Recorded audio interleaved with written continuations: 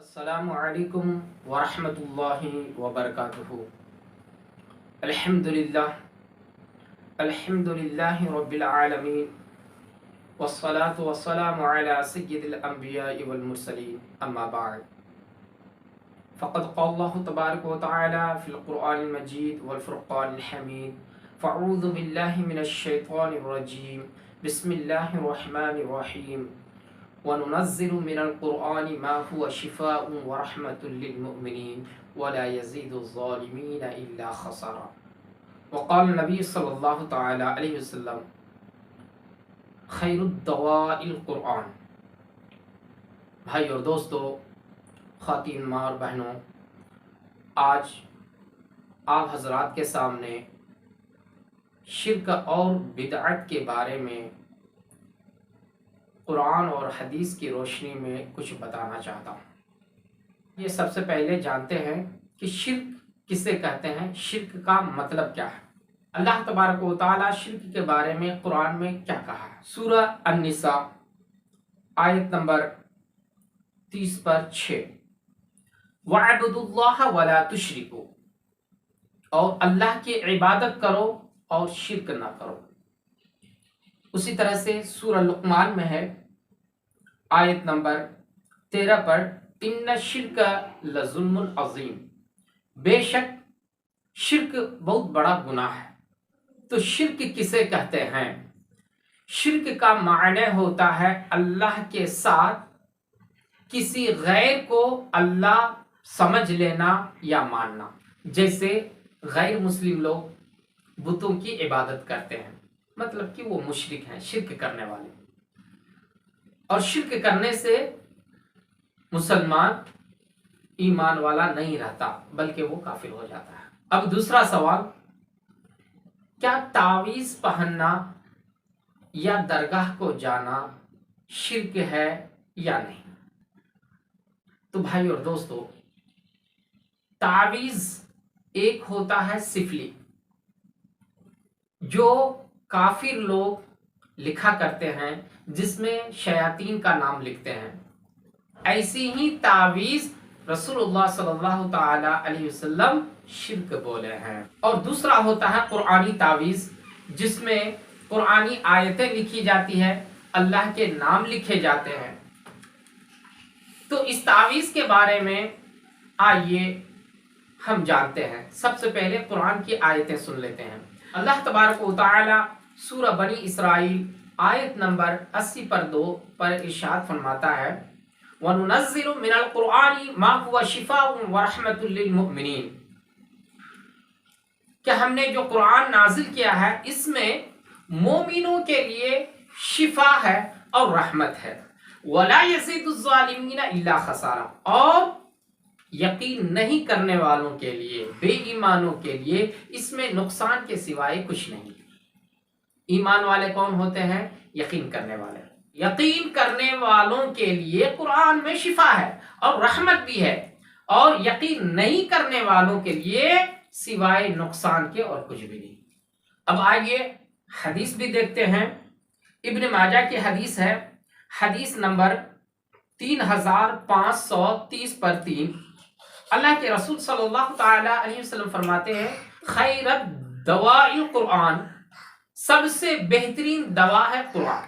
تو بھائی اور دوستو، قرآن کی اس آیت سے اور حدیث سے یہ پتہ چلتا ہے کہ قرآن سے ہم شفا حاصل کر سکتے ہیں۔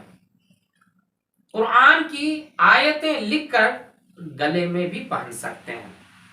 اب آئیے گلے میں تعویذ پہننا جائز ہے یا نہیں، اس کے بارے میں بھی معلومات حاصل کرتے ہیں۔ اللہ کے رسول صلی اللہ تعالی علیہ وسلم اس کے بارے میں کیا کہے ہیں؟ یہ ہے ابن ماجہ، حدیث کی کتاب ہے۔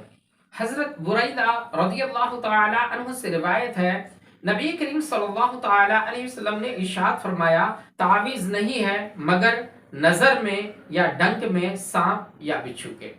مطلب یہ ہے کہ نظر بد دور کرنے کے لیے آپ تعویذ لٹکا سکتے ہیں، یا سانپ اور بچھو نے اگر کاٹ لیا تو اس کے لیے بھی آپ تعویذ استعمال کر سکتے ہیں۔ اسی طرح سے کئی حدیث ہے ابن ماجہ کی، باب الطب، آپ کھول کر کے دیکھ سکتے ہیں۔ اب آئیے دم کے بارے میں معلوم کرتے ہیں۔ دم مطلب پھونکنا، یعنی کہ قرآن کی آیتیں پڑھ کر کے پانی میں پھونکنا اور اس پانی کو مریض کو پینے کے لیے دینا یا پلانا، دونوں بھی جائز ہیں۔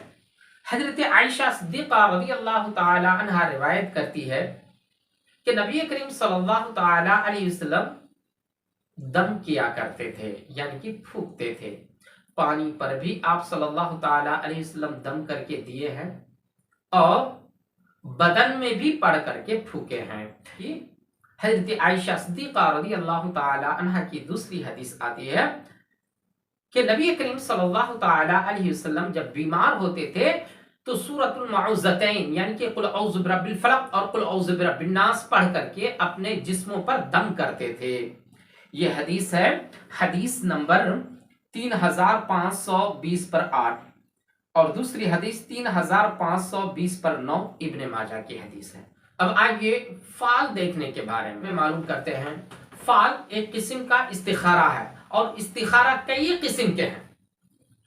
نبی کریم صلی اللہ تعالی علیہ وسلم صحابہ اکرام کو استخارے کی نماز پڑھنے کا حکم دیتے تھے کہ کوئی سا بھی کام کرنے سے پہلے وہ کام ہوگا یا نہیں ہوگا اس کا استخارہ کر لو، اور حاجت نفل بھی پڑھنے کا حکم دیتے تھے۔ اور حضرت آدم علیہ السلام کے زمانے میں کیا چیز کا استخارہ تھا؟ قابل اور حابل دونوں میں جب لڑائی ہوئی تب حضرت آدم علیہ السلام نے اپنے بیٹوں کو حکم دیا کہ قربانی کرو، جس کی قربانی اللہ قبول کر لے گا وہ حق پر ہے۔ دونوں نے اللہ تبارک و تعالیٰ سے دعائیں مانگنا شروع کر دیا تو آسمان سے آگ نازل ہوا اور حابل کے قربانی کو جلا دیا، مطلب کہ حابل حق پر تھا اور قابل ناحق پر تھا۔ تو حضرت آدم علیہ السلام اس سے فال نکالتے تھے، جو حق پر ہوتا تھا آگ اس کی قربانی کو جلا دیتے تھے۔ اسی طرح سے حضرت زکریا علیہ السلام کے زمانے میں ایک قلم تھا جو پانی پر رکھ دیتے تھے، اس سے وہ استخارہ کرتے تھے۔ اگر وہ قلم آگے جاتی تھی تو حق پر ہے، اگر پیچھے آتی تھی تو ناحق پر ہے۔ بہت سارے پیغمبروں نے بھی فال نکالے ہیں۔ حضرت یونس علیہ السلام کو جب دریا میں ڈالے تو پہلے اس کا بھی استخارہ کیا گیا، یعنی کہ فال نکالا گیا۔ کس طرح سے؟ سب کا بھی، کشتی میں جتنے بھی لوگ تھے سب کا بھی نام لکھا گیا اور پھر قرعہ اندازی کیا گیا، جس کا نام نکلے گا اسی کو دریا میں ڈال دینا۔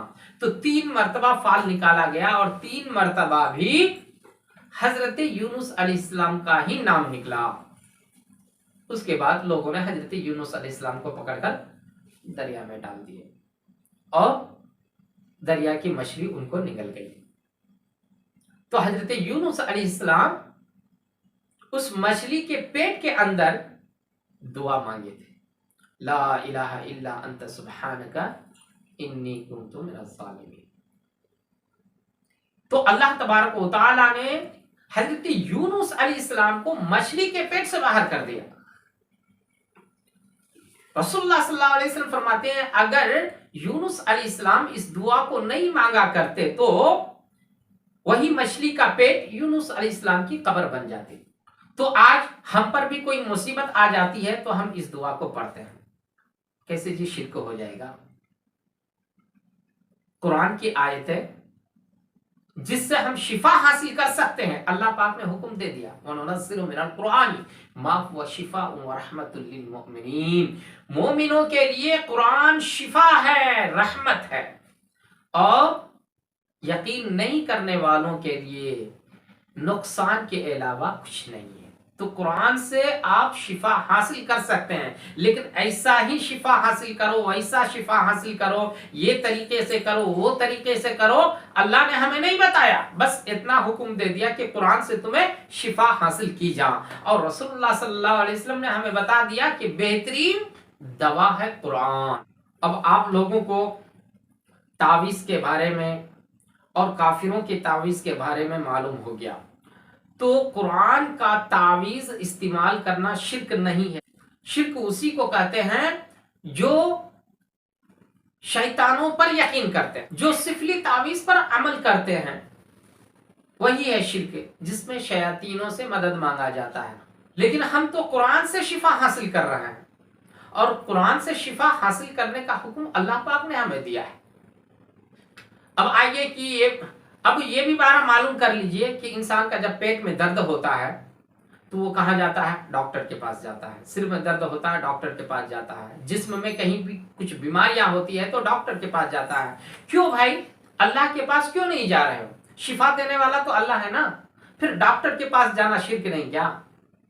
डॉक्टर के ऊपर में तुम्हें भरोसा करके जा रहे हैं ना, फिर ये भी शिर्क हो गया ना। अच्छा, डॉक्टर आपको क्या दे रहा है? टैबलेट, दवाई दिया, आप घर को आ गए और उस टैबलेट के ऊपर में भरोसा करके आप खा रहे हैं कि ये टैबलेट हमें खाए तो हमारा पेट का दर्द अच्छा हो जाएगा, बुखार अच्छा हो जाएगा, सिर का दर्द अच्छा हो जाएगा। तब आपका भरोसा किधर गया? इस टैबलेट पर गया, इस दवाई पर गया। ये जो बड़ा शिर्क, आपका भरोसा एक टैबलेट के ऊपर में जा रहा है। अच्छा, तो आपका भरोसा डॉक्टर के पास जाया, टैबलेट में जाया, इंजेक्शन में जाया, लेकिन कुरान पर आपका भरोसा नहीं आना क्या? जो कुरान पर भरोसा नहीं करता वो मुसलमान चुने। ईमान किसे कहते हैं? आमन्तु बिल्लाहि व मलाइकतिहि व कुतुबिहि व रुसुलिहि वल यौमिल आखिरि वल क़द्रि खैरिहि व शर्रिहि मिनल्लाहि तआला वल बाअसी बादल मौत। मैं ईमान लाया अल्लाह पर और उसके रसूलों पर, उसके किताबों पर, मरने पर, मर के फिर जिंदा होने पर, अच्छाइयों पर, बुराइयों पर, हर चीजों पर आप यकीन किए तो जो आप ईमान वाले। तब हम कुरान पर यकीन कर रहे हैं तो हम ईमान वाले हैं। डॉक्टरों पर यकीन कर सकते हैं, टैबलेटों पर यकीन कर सकते हैं, दवाइयों पर यकीन कर सकते हैं, उसको आप शिर्क नहीं बोलते हैं। लेकिन कुरान पर अगर यकीन कर ले, कुरान की आयतों पर अगर यकीन कर ले तो आप उसको शिर्क करते हैं, आप उसको शिर्क कहते हैं। तब आपका ईमान कुरान में है या नहीं? डॉक्टर के पास आप जाते हैं तो डॉक्टर एक वसीला हो गया, वो दवाई देता है वो एक वसीला हो गया, टैबलेट देता है वो एक वसीला हो गया, लेकिन शिफा अल्लाह ही देता है, सो वो शिर्क नहीं। तो शिफा अल्लाह ही देता है, लेकिन वो लोग एक वसीला है, वो लोग एक वसीला है। ये जिस्मानी बीमारी के लिए जादू का भारा कुरान में भी है। हजरत मूसा अलैहिस्सलाम और फिरौन के जादूगरों से लड़ाई हुई थी, जिसमें अल्लाह तबारक व तआला मूसा अलैहिस्सलाम को फतह दिया। वो पूरा वाकया कुरान में मौजूद है। सूरतुल आराफ आयत नंबर 112 से लेकर 122 तक आप पढ़िए। यातू का बिकुल्लि साहिरिन अलीम, यानी कि बहुत बड़े बड़े जादूगरों को हाजिर किया गया हजरत मूसा अलैहिस्सलाम के सामने। पूरा वाकया आप देख सकते हैं। दूसरा, जिन्नात भी है, शयातीन भी है। सूरह जिन कुरान मजीद में मौजूद है। और जिन्नात लोग इंसान को परेशान भी करते हैं, शयातीन इंसानों को परेशान करते हैं, उसके बारे में भी कुरान मजीद में मौजूद है। तो अब ये बताइए कि अगर हमें जादू का असर हो गया तो उसका इलाज डॉक्टरों के पास है क्या?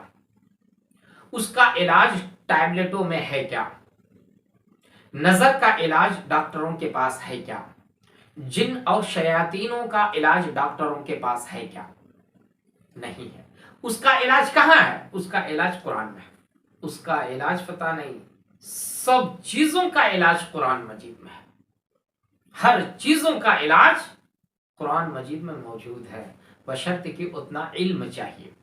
अब आइए, दरगाह जाना शिर्क है या नहीं? तो भाइयों दोस्तों, आपको मैंने पहले ही बता दिया कि शिर्क उसे कहते हैं जो अल्लाह के सिवाय किसी गैर को अल्लाह समझना या मानना। पहले ये जान लीजिए कि कोई मुसलमान किसी वली को अल्लाह नहीं समझते, नहीं मानते, बस अल्लाह के महबूब बंदे, नेक बंदे ख्याल करते हैं और उनकी जियारत को जाते हैं। और जियारत के लिए हदीसों में बहुत सारी हदीस मौजूद है। उसी तरह से अगर दरगाहों पर जाना शिर्क होता तो रसूलुल्लाह सल्लल्लाहु अलैहि वसल्लम अपनी दरगाह में भी आने से मना करते। लेकिन रसूलुल्लाह सल्लल्लाहु अलैहि वसल्लम फरमाते हैं कि जो कोई हज किया और मेरी जियारत को ना आया तो वो मुझ पर जुल्म किया। تو بتائیے کہ جو رسول اللہ صلی اللہ علیہ وسلم پر ظلم کرے گا وہ مسلمان رہے گا کیا؟ وہ ایمان والا رہے گا؟ نہیں۔ تو اسی طرح سے قبر کی زیارت کرنا جائز ہے۔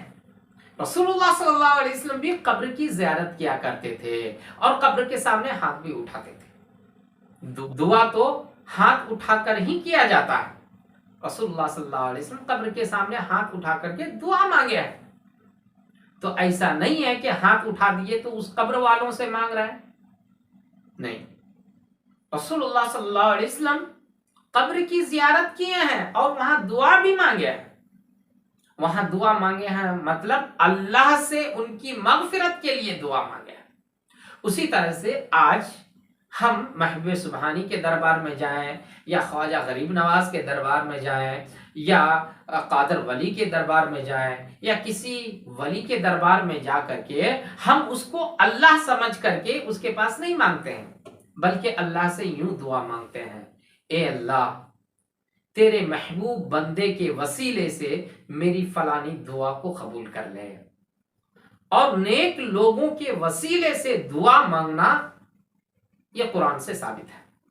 حضرت آدم علیہ نبینا علیہ السلام کو جب اللہ پاک نے جنت سے زمین پر بھیجا تو حضرت آدم علیہ السلام کئی سال تک روتے رہے، لیکن اللہ پاک نے ان کی دعا کو قبول نہیں فرمایا۔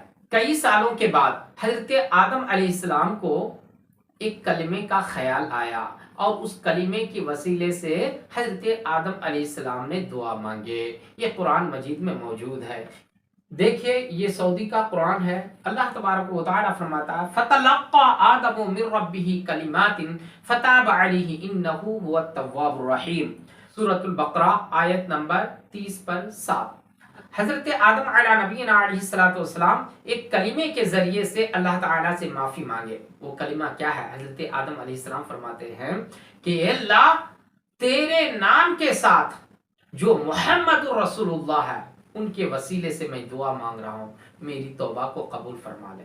بس اللہ تعالیٰ نے ان کی توبہ کو قبول فرما لیا، اور بے شک اللہ توبہ قبول کرنے والا اور رحم کرنے والا ہے۔ اگر کوئی مسلمان اگر یا غوث المدد یا خواجہ المدد یا قادر المدد بولا تو بھی شرک نہیں، بشرط کہ وہ اللہ سمجھ کر نہ بولا ہو۔ اگر اللہ سمجھ کر بولے تو شرک ہے، اگر اللہ سمجھ کر نہیں بولا ہے تو وہ شرک نہیں ہوگا۔ اللہ تبارک و تعالی سورۃ تحریم آیت نمبر 4 پر ارشاد فرماتا ہے فَإِنَّهُ مَوْلَاهُ وَجِبْرِيلُ وَصَالِحُ الْمُؤْمِنِينَ وَالْمَلَائِكَةُ بَعْدَ ذَلِكَ ظَهِيرٌ۔ اللہ تبارک و تعالی نبی کریم صلی اللہ تعالی علیہ وسلم کے بیویوں سے فرماتا ہے اے نبی کے بیویوں، اگر تم نبی کے خلاف ایک دوسرے کی مدد کرو گے تو یقیناً ان کا مددگار اللہ ہے، ان کا مددگار جبریل ہے، ان کا مددگار صالح المؤمنین، اللہ کے نیک بندے، اولیاء کرام، نلر یارگھل نیک بندے ہیں، والملائکۃ بعد ذالک ظہیر، اور تمام فرشتے بھی ان کی مدد کرنے والے ہیں۔ اللہ تبارک و تعالی یہاں ایسا کیوں کہا کہ اللہ مدد کرنے والا ہے، جبریل مدد کرنے والے ہیں؟ تو کیا جبریل خدا ہے؟ صالح المؤمنین نیک بندے، اللہ کے نیک بندے وہ خدا ہے؟ والملائکۃ بعد ذالک ظہیر، اور فرشتے کیا خدا ہے؟ ان تمام لوگوں کے بارے میں اللہ تعالیٰ فرماتا ہے کہ یہ مدد کرنے والے ہیں۔ تو ایسا نہیں ہے کہ کوئی کسی کا مدد کر دے تو وہ خدا بن جائے گا۔ ہم کو بھی اگر 10,000 روپے کی ضرورت ہے، کہیں گے فلانا بھائی میری مدد کرو، مجھے 10,000 روپے کی ضرورت ہے، تو اللہ تعالیٰ آسمان سے نازل نہیں کر دے گا، بلکہ اللہ تبارک و تعالیٰ اسے توفیق دے گا، اس کے دل میں یہ بات ڈالے گا کہ تم اس کی مدد کرو، تو وہ آپ کی مدد کرے گا۔ تو مدد اللہ ہی کے طرف سے ہوا، لیکن ہم مانگتے ہیں سو کس کے پاس؟ انسانوں کے پاس۔ تو انسانوں کے پاس جب ہم مدد مانگے تو اسے اللہ سمجھ کر کے نہیں مانگے، اگر اللہ سمجھ کر کے مانگیں گے تب شرک ہوگا۔ تو بھائیو دوستو، کوئی مسلمان کسی ولی کو اللہ نہیں سمجھتا، اب آپ لوگوں کو معلوم ہو گیا ہوگا شرک کے بارے میں، تعویذ لٹکانے کے بارے میں، فال کے بارے میں اور درگاہ شریف جانے کے بارے میں معلوم ہو گیا ہوگا۔ انشاءاللہ تعالی صبا کو بدعت کسے کہتے ہیں اور بدعت کا معنی کیا ہوتا ہے اس کے بارے میں بیان کروں گا۔ تب تک کے لیے ہمیں اجازت دیں۔ اللہ حافظ۔ السلام علیکم ورحمۃ اللہ وبرکاتہ۔